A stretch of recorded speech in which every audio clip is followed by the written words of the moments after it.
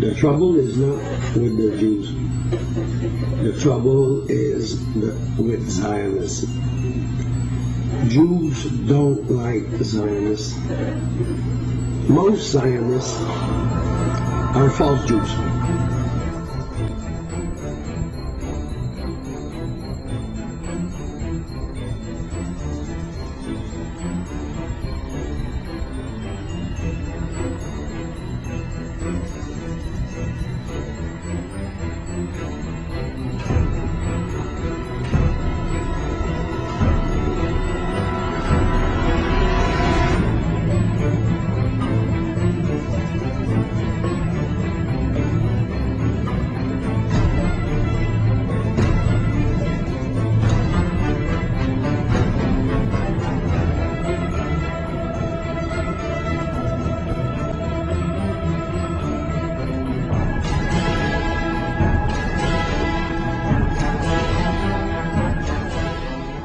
Unfortunately, something new has developed in the world in the last 100 years, a new movement and ideology, and that is called Zionism.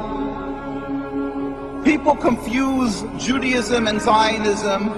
They consider it one and the same. But it could be nothing further from the truth, because in actuality, Zionism is antithetical to Judaism. It is the diametric opposite. Judaism is a religion, a spirituality, to serve God, to be subservient to God, practiced by Jewish people for thousands of years, to emulate God. As in Hebrew we say, Mahu rachum af ata tehei rachum. Just as God is compassionate, you must be compassionate. Zionism is the transformation of Judaism into something new, entirely different, into nationalism, a political goal to have a land, to be a proud nation amongst nations, removing God from the equation. Judaism was the way of the Jewish people for thousands of years by all the God-fearing Jews. Zionism is 100 years old by non-practice created, concocted by non-religious Jews as a whole. Theodor Herzl, people who detested and abhorred the religion and looked for a way out, for a way to be considered still distinguished people and still remain not people who were thrown out of the community, so they gave themselves a new form of Judaism. Congressman Julius Kahn presented Woodrow Wilson with a letter from three prominent Jewish Americans. They were Henry Berkowitz of Philadelphia, Max Senior of Cincinnati, and Professor Morris Jastrow of the University of Philadelphia, Pennsylvania. It read in part, "We raise our voices in warning and protest against the demand of the Zionists for the reorganization of the Jews as a national unit, to whom now or in the future territorial sovereignty in Palestine shall be committed. This demand not only misrepresents the trend of the history of the Jews, who ceased to be a nation 2,000 years ago, but involves the limitation and possible annulment of the larger claims of Jews for full citizenship and human rights in all lands in which those rights are not yet secure. We ask that Palestine be constituted as a free and independent state, to be governed under a democratic form of government recognizing no distinctions of creed, race, or ethnic descent, and with adequate power to protect the country against oppression of any kind. We do not wish to see Palestine either now or at any time in the future organized as a Jewish state."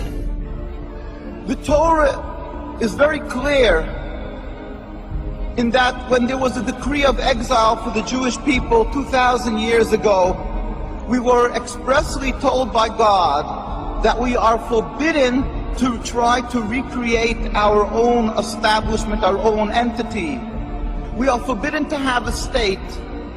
Even in an uninhabited land, we must accept that our being expelled from the land of Palestine and the destruction of the temple was not because of our physical lacking, but only because of our spiritual lacking, that we were not on enough of a high level of spirituality, The books of the prophets are open, anybody can see and read that. And we yearn and pray as a Jewish people for the day when ultimately God will end this exile that we have been sent into by He Himself, without any human intervention, when all humanity will recognize the one God. There will be a metaphysical change in the world. As it states across from the United Nations in the conclave wall called the Isaiah Wall, that the day will come when they will beat the swords into plowshares. One nation will not pick up a sword against another nation. That is what we as a Jewish people must yearn and pray for. And until that day comes, we must be loyal citizens, exemplary people throughout the world to serve God, be subservient, and be kind-hearted, good people as God requires.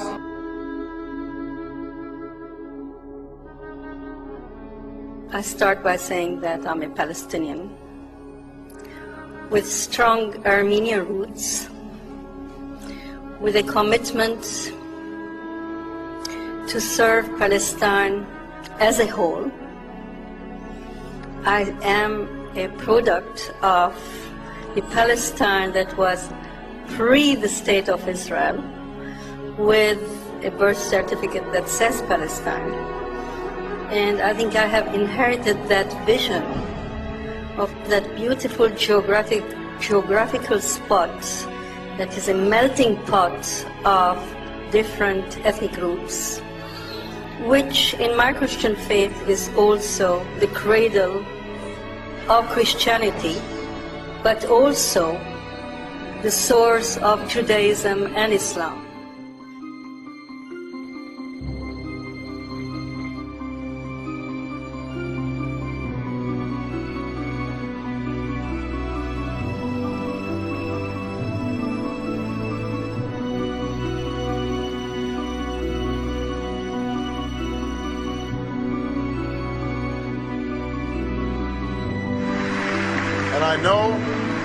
And I know that when I visit AIPAC, I'm among friends, good friends.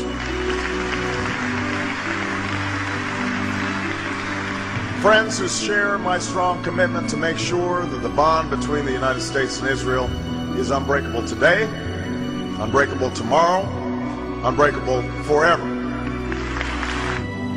I have been proud to be a part of a strong bipartisan consensus that has stood by Israel in the face of all threats. That is a commitment. That is a commitment that both John McCain and I share, because support for Israel in this country goes beyond party.